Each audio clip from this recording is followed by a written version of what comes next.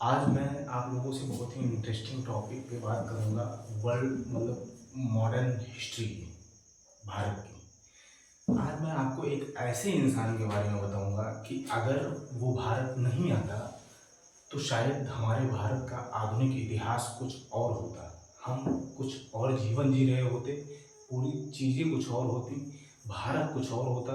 अब क्या होता वो तो तब पता चलता, लेकिन इस इंसान ने हमारे भारतीय इतिहास की पृष्ठभूमि ही बदल दी। इस हमारे भारतीय इतिहास की दशा और दिशा बदल दी। सारा कुछ तय किया कि हमारा भारतीय इतिहास और हमारा भारत अब आने वाले भविष्य में किस ओर जाएगा। मैं बात कर रहा हूँ पुर्तगाल के एक ऐसे यात्री व्यापारी की जो जिसने यूरोप से और भारत तक के समुद्री मार्ग की सबसे पहले खोज की। वो वास्को डिगामा था। इसने 1498 में भारत में के केरल के कालीकट तट पे ये पहुंचा 1498 ईस्वी में। ये यूरोप से भारत व्यापार करने, अपने धर्म का प्रचार करने के उद्देश्य से निकला था। ये समुद्री मार्ग से निकला था और ये भारत 1498 में पहुंचता है। वहाँ के शासक जमोरिन इसका स्वागत करते हैं, क्योंकि ये यूरोप से समुद्री मार्ग से भारत पहुंचने वाला एक पहला यूरोपीय व्यक्ति था। इसलिए इसका स्वागत किया गया, इसका सम्मान किया गया कि हाँ भाई, अब हम समुद्री मार्ग से भी व्यवहार शुरू कर सकते हैं, सारी चीज़ें शुरू कर सकते हैं।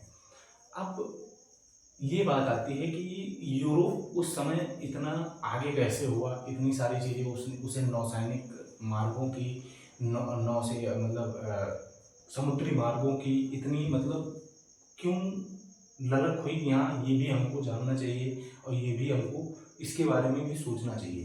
तो वहाँ का राजा था द नेविगेटर।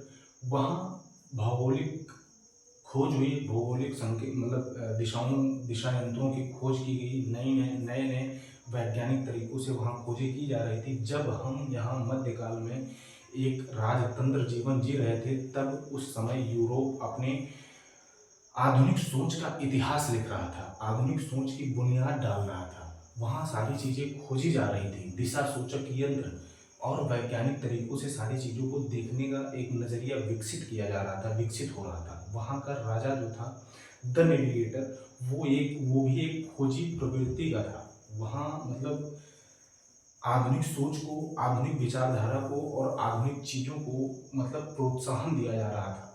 वहाँ एक दिशा सूचक यंत्र की खोज द नेविगेटर ने करवाई और फिर उसी यंत्र की सहायता से इसने वास्को डिगामा को भारत की खोज के लिए भेजा। 4 बेड़े निकल लेके ये यूरोप के पुर्तगाल से भारत की यात्रा के लिए निकला था, जिसमें से एक बेड़े में ये सवार होके भारत तक पहुंचा था। अब भारत की खोज में इसको अब्दुल मजीद नाम का एक अरब व्यापारी मिलता है रास्ते में, केप ऑफ गुड होप के पास। ठीक, ये वहाँ भटक रहा था और फिर उस अब्दुल मजीद की सहायता से ये भारत के केरल के कालीकट तट पर ये पहुँचता है। वो इसको लेके भारत के तट पर इसको पहुँचाता है। वर्ष 1498 की बात है। भारतीय तट पर वास्को डिगामा के पहले कदम भारतीय इतिहास को एक नई दिशा और दशा देने वाले थे। वहाँ के राजा से मिलता है, वहाँ का राजा इसका स्वागत करता है और इसका मुख्य उद्देश्य भारत से मसालों और चाय आदि का व्यापार करना, बेसिकली व्यापार करना और अपने धर्म का थोड़ा बहुत प्रचार प्रसार करना था। 1498 ईस्वी में भारत मध्यकाल, 15वीं शताब्दी में भारत मध्यकाल से जूझ रहा था, मध्यकाल से गुजर रहा था। लोधी वंश का यहाँ शासन था और जो है वहाँ यहाँ पूरी तरीके से राजतंत्रात्मक व्यवस्था और राजा ही सर्वोपरि है। कोई आधुनिक सोच नहीं, आधुनिक विचारधारा नहीं। मध्यकाल की के समय काल से भारत गुजर रहा था। तो 1498 में जब ये भारत पहुंचता है और फिर वहाँ से जब ये फिर कुछ दिन के बाद यहाँ से कुछ सारी चीज़ें, मसाले आदि लेके ये फिर यूरोप में जाता है। तो यहाँ से जो सारी चीज़ें ये लेके यूरोप गया, वहाँ इसने इन सारी चीज़ों को 60 गुना दाम, अधिक दाम पे उन सारी चीज़ों को बेचा, और जो यहाँ से चीज़ें लेके गया इसको भारी भरकम मुनाफा हुआ। फिर यूरोप के लोगों को ये समझ में आया कि हाँ भाई साहब, अगर भारत से व्यापार होता है तो हम लोगों को बहुत सारी मतलब बहुत सारा प्रॉफिट, बहुत सारा लाभ मिल सकता है। ठीक, इसी सोच को लेकर 1500 ईस्वी में पेट्रो अल्वारीज, एक नया पुर्तगाली यात्री, पुर्तगाली व्यापारी भारत आता है और फिर यहाँ से सारे सामान लेके जाता है, उसको भी मुनाफा होता है। और 1502 ईस्वी में 1502 ईस्वी में इसकी दूसरी यात्रा भारत की होती है, वास्को डी गामा की। क्योंकि एक बार शेर के मुंह में खून लग चुका है, पैसा बहुत सारा कमा लिया, तो फिर दोबारा आता है 1502 में।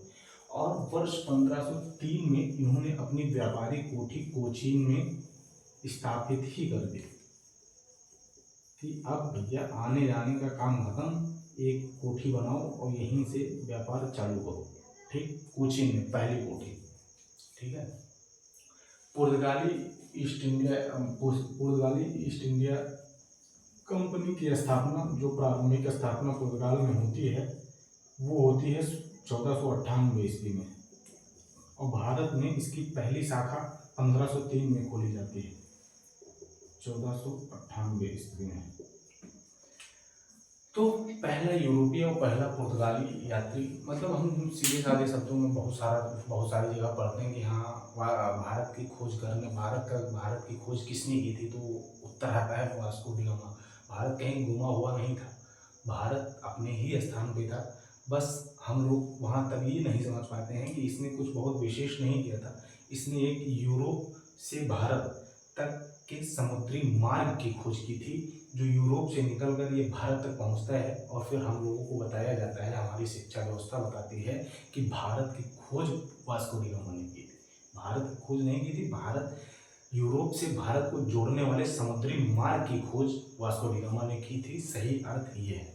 ठीक, तो 1498 में, फिर 1503 में इन्होंने अपनी प्रॉपर कोठी खोली और फिर उसके बाद व्यापार करना शुरू कर दिया। अब मैं आपको बताता हूँ, अगर ये इंसान भारत की धरती पर अपने पैर नहीं रखता तो भारत का इतिहास, भारत की स्थिति परिस्थिति कुछ और होती, कुछ और ही दिशा में भारत आगे बढ़ रहा होता। फिर इनके बाद अंग्रेज आते हैं, फ्रांसीसी आते हैं, डच आते हैं और अपने अपने व्यापारिक कोठी यहाँ से शुरू करते हैं व्यापार करना। अब हम इसी कड़ी में आगे और भी कंपनियों की बात करेंगे और भी व्यक्तित्व की बात करेंगे कि कौन कैसे और कहाँ भारत पर प्रभाव डाल रहा है और कौन क्या कैसे अपना योगदान दे रहा है। और हम आगे की वीडियो में मिलेंगे, तब तक के लिए धन्यवाद।